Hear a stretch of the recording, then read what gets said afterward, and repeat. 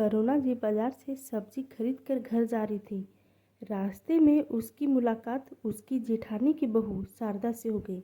शारदा, नमस्ते माँ जी, आप सब्जी लेकर जा रही है, संजना कहीं गई हुई है क्या?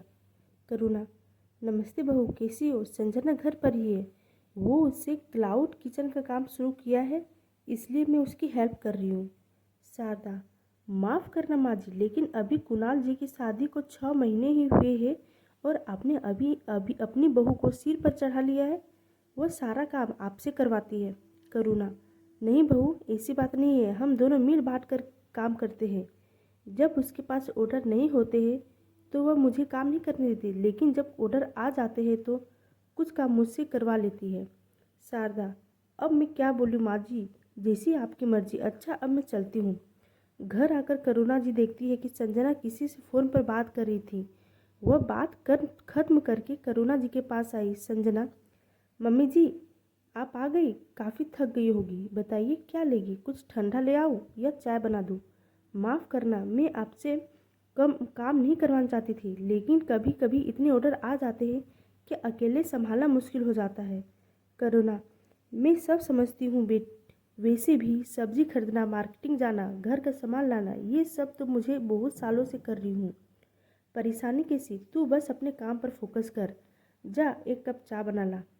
दूसरी ओर सादा अपने घर पहुंचती है और अपनी सास रश्मि जी की सारी बात बताती है। रश्मि जी, मैं तो पहले से जानती थी, मैंने तो शादी में ही कह दिया था कि बहू के लक्षण ठीक नहीं है।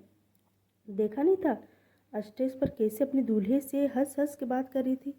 मेरी देवरानी सीधी है, तू उसे नौकरानी बना कर रख दिया। खैर, हमें क्या, वो जाने अपने घर की, लेकिन तू ये मत समझियो कि मैं तुझे भी इतनी छूट दे दूंगी। शारदा, नहीं माँ जी, मैं तो सब बस आपको इसलिए बता रही थी कि मुझे चाची जी को देखकर तरस आ रहा था। एक दिन करुणा जी खाना खाने के बाद दोपहर को आराम कर रही थी। शाम के समय डोरबेल बजी। संजना गेट खोला तो सामने अविनाश जी खड़े थे। वे अंदर आकर बैठे। तभी करुणा जी बाहर आई और बोली, करुणा जी, आप आज आप बहुत जल्दी आ गए। संजना, अपने ससुर जी के लिए चाय बना ला। अविनाश जी, रहने दो, चाय नहीं चाहिए। आज भाई साहब से मिलने गया था, उसकी तबीयत थोड़ी खराब थी, राकेश ने बताया था।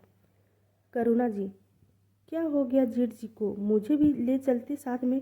अविनाश जी, नहीं ऐसा कुछ खास नहीं था, बस थोड़ी सी बीपी बढ़ गया था। राकेश नहीं आए तभी तक अभी तक।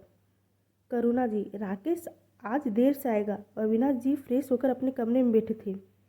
अविनाश जी, करुणा आज भाभी कह रही थी कि तुमने अपने बहू को सिर पर चढ़ा लिया है, घर का सारा काम करुणा करवाती है। करुणा जी कुछ बोल नहीं पाती। करुणा जी कुछ बोल पाती इससे पहले संजना कमरे में आ गई। उसने सब कुछ सुन लिया था। उसने खाने की थाली रखते हुए कहा, संजना, पापा जी मुझे माफ़ कर दीजिए, आज से मैं मम्मी जी से कुछ नहीं करवाऊंगी, चाहे मुझे अपना कमरा बंद करना पड़े, अपना काम बंद करना पड़े। करुणा जी, चुप रह बहू, मैंने तुझसे कोई शिकायत नहीं की है। बोलने दे जिसे जो बोलना है। मैं अपनी बहू को का हर काम में साथ दूंगी। तू काम बंद नहीं करेगी, नहीं तो मैं गुस्सा हो जाऊंगी। संजना की आंखों में आंसू भर रहे थे। अविनाश जी, बेटी, मैं तो बस ये बता रहा था कि भाभी क्या कर रही थी। तुम चिंता मत करो, हमें तुम्हें तुम्हारे काम से कोई परेशानी नहीं है। संजना, लेकिन मम्मी जी, आपको बहुत परेशानी होती है, सारा दिन कुछ न कुछ काम लगा रहता है। करुणा जी, बहू, मैंने तुझे हमेशा के लिए